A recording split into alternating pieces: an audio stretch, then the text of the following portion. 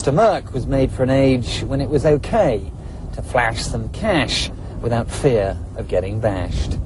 How the times have changed.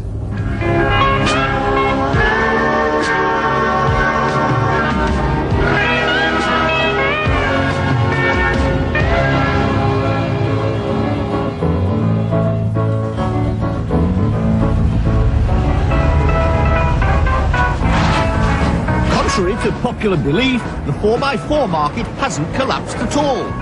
Last year, the British bought nearly 80,000 chunky off-roaders.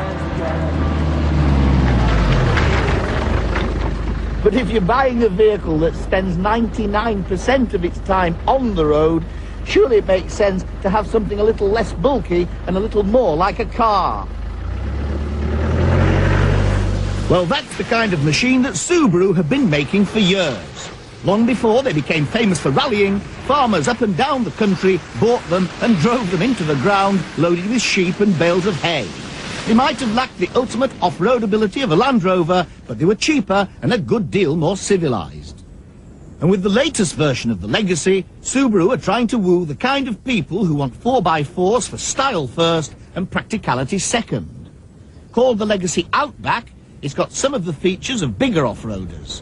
Front spotlights, roof rails, twin sunroofs, two-tone paint and beefy alloy wheels.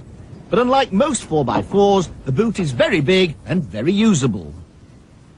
It's got nearly 8 inches of ground clearance, but more of that later. First of all, how does it fare on the road?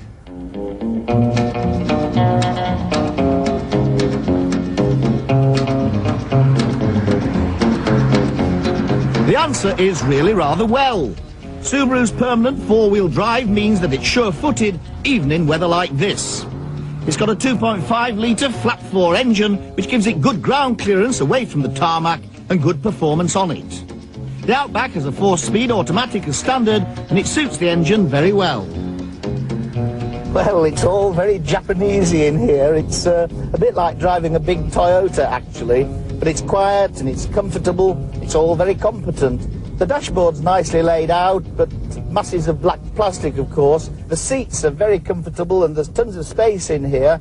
And it's probably not the most exhilarating drive I've ever had in my life, but thousands of miles will waft past very happily.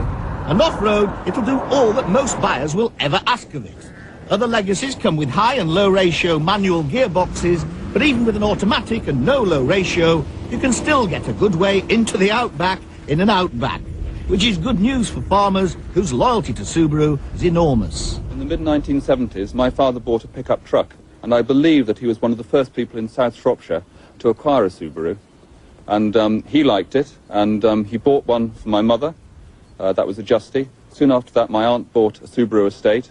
I bought a Subaru estate, and my sister had a Subaru Justy, and I bought a Subaru estate for my wife. So it seemed to run in the family. So what do farmers make of the Legacy Outback? First impression of it, it looks quite impressive. It's got good ground clearance, it's quite strong, looks comfortable, got plenty of room in the back. It looks okay. I'm slightly worried that Subarus are going sort of upmarket. They seem to be getting lower, faster, sleeker. And, you know, if you're buying a Subaru, you need it to go off-road. And if it won't go across fields and woodland tracks, I don't think it's much use. You might as well get a faster car. I think they're going to have a job to sell them to people with their Range Rovers and their Jeeps, because they're sat up high in the air and they think there's something else when they can see over the edge. Whereas when you're sat down, you're with the rest of the crowd, so to speak. In the USA, the Outback has gone down a storm, accounting for 60% of all Subaru sales. But I can't really see the same thing happening here. It's better to drive than most 4x4s and probably more practical. But people who are buying an off-roader for style are still going to want the height and bulk of a Cherokee or an Explorer. And most farmers are going to buy the base model Legacy that costs £8,000 less than the £23,000 that Subaru are asking for this high-spec Outback. It's not quite as posh, but you won't be afraid to put the boot to good use. Use. Get it? Oh well, please yourself. Well, I was happy just to do an ordinary road test, but they said try and make it funny, so I did my best. Anyway, I thought that was quite a good joke. Honestly, to get you out in all this bad weather, I had to get up at 6 o'clock this morning for this.